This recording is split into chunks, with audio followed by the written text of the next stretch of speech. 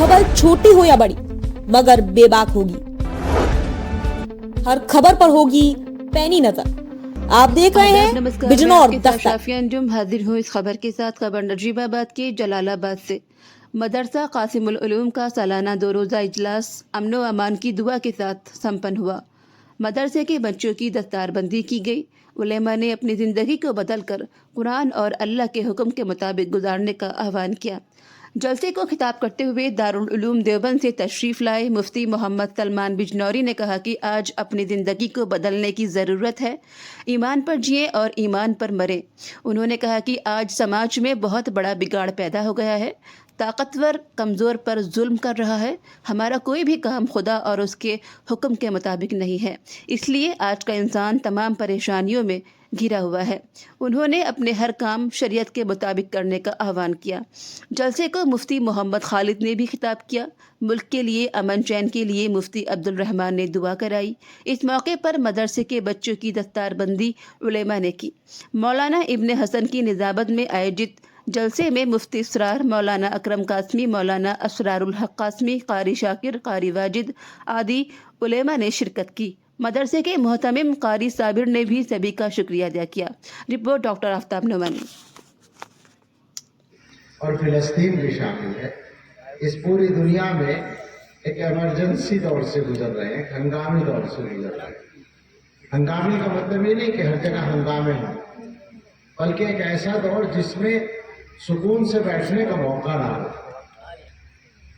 ऐसा होता है ना, आप देखें, इसको मिसाल से समझें कि जैसे एक आदमी अपने घर में रहता है, उसका घर अच्छा बना हुआ है, पहले से इत्मीनान से वो रह रहा है, 10 साल से, 20 साल से, 30 साल से, 40 साल।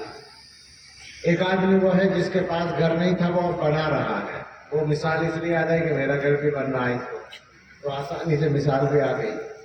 अब वो जो बनाने वाला है, जिन दिनों उसका घर बन रहा है, उन दिनों उसके यहाँ ये होता है कि भाई अब तैयारी है, चलो घर में मुंतकिल होना है। तो वो एक हर वक्त ये रहेगा कि ये सामान, अब वो सामान। किसी से भी बात करो तो कोई भी आदमी ऐसा नहीं जो हालात से ना वाकिफ हो, सबको पता है क्या हो रहा है। लेकिन इन मुश्किल हालात में अपने आप को बदलने के लिए हम में से कोई तैयार नहीं है।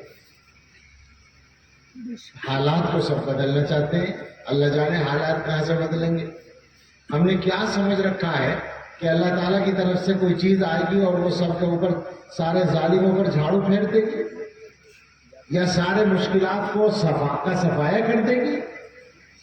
तो अल्लाह ताला की इस तरह की आदत नहीं है, बल्कि हमें खुद ठीक होना पड़ता है, तब हालात ठीक होते हैं।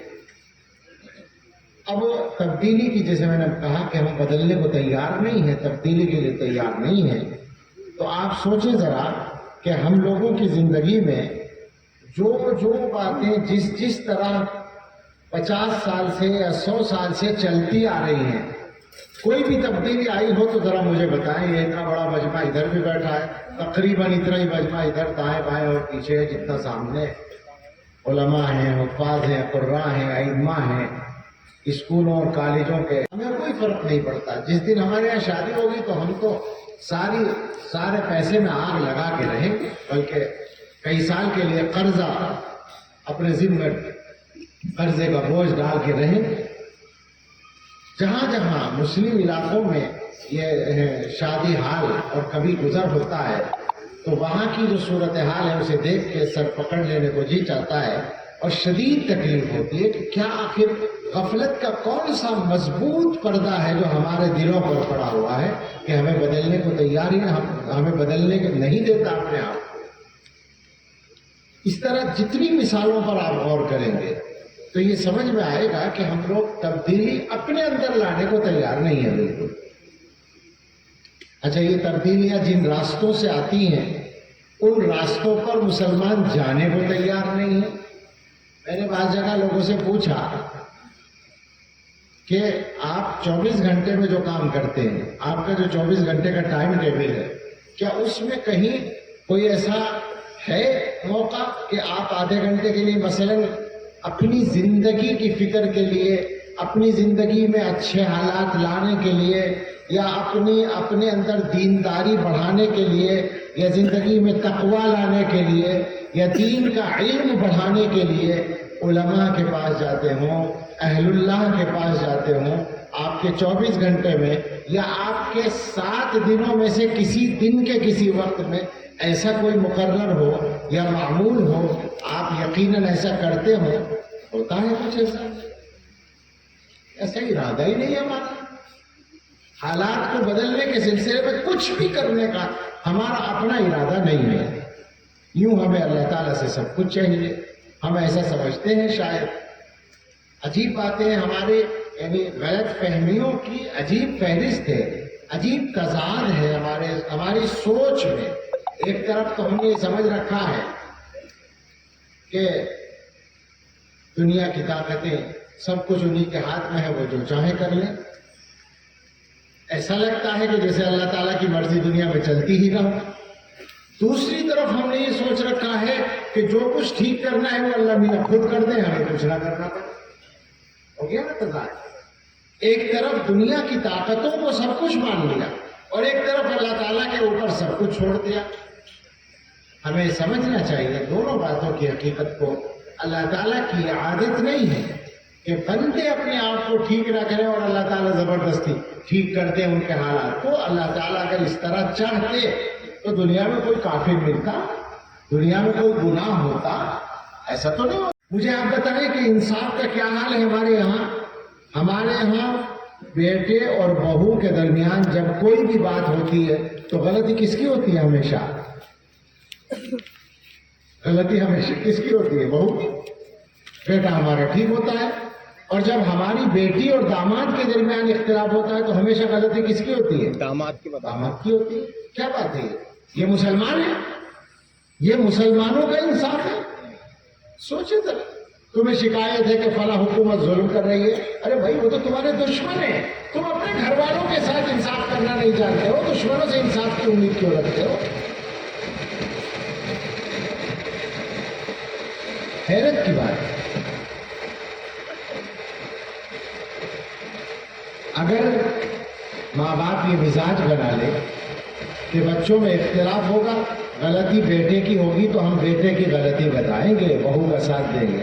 غلطی بیٹی کی ہوگی تو ہم بیٹی کی غلطی بتائیں گے، داماد کا ساتھ دیں گے. تو گھر آباد رہیں گے یا نہیں؟ لیکن ہم تو ظلم کرنے کا ہمارا ایسا مزاج بنا ہوا ہے کہ احساس نہیں ہوتا اس کا. مجھے بتائیے کبھی احساس ہوتا ہے اس غلطی کا؟ پکا ہے کہ ہمیں اپنے کا ساتھ دینا ہے. انصاف کا ساتھ تو شریعت نے کیا بتایا؟ شریعت کہاں چلی گئی؟ یہ ایک مثال میں نے دی ہے.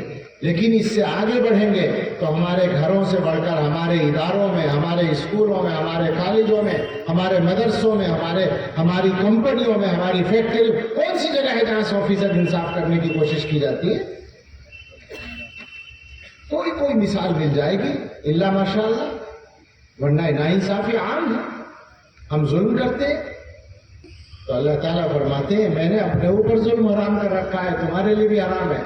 آپس میں ایک دوسرے پر ظلم نہ کرو. اور اس کے بعد یہ فرمایا کہ عبادی کلکم ضال الا من ہدیتہ فاستہدونی اہدکم. اے میرے بندو تم میں سے ہر ایک گمراہ ہے سوائے اس کے جسے میں ہدایت دوں. تو مجھ سے ہدایت مانگو، میں تمہیں ہدایت دوں گا. یا عبادی کلکم جائع الا من اطعمتہ فاستطعمونی اطعمکم. اے میرے بندو تم میں سے ہر ایک بھوکا ہے سوائے اس کے جسے میں کھلاؤں. مجھ سے کھانا مانگو میں کھلاؤں گا. یا عبادی کلکم عار الا من کسوتہ فاستکسونی اکسکم. اے میرے بندو تم میں سے ہر ایک برہنہ ہے، بے لباس ہے سوائے اس کے جسے میں لباس پہناؤں. تو مجھ سے لباس مانگو میں تمہیں لباس پہناؤں گا. اور اس کے بعد فرمایا یا عبادی لو ان اولکم وآخرکم وانسکم وجنکم کانوا علی اتقى قلب رجل منکم ما زاد ذلك فی ملک شیئا. اے میرے بندو اگر تمہارے تمام لوگ شروع سے آخر تک کے اور جن و انس سب کے سب تم میں سب سے بڑے متقی آدمی کی طرح بن جائیں جیسے حضرت محمد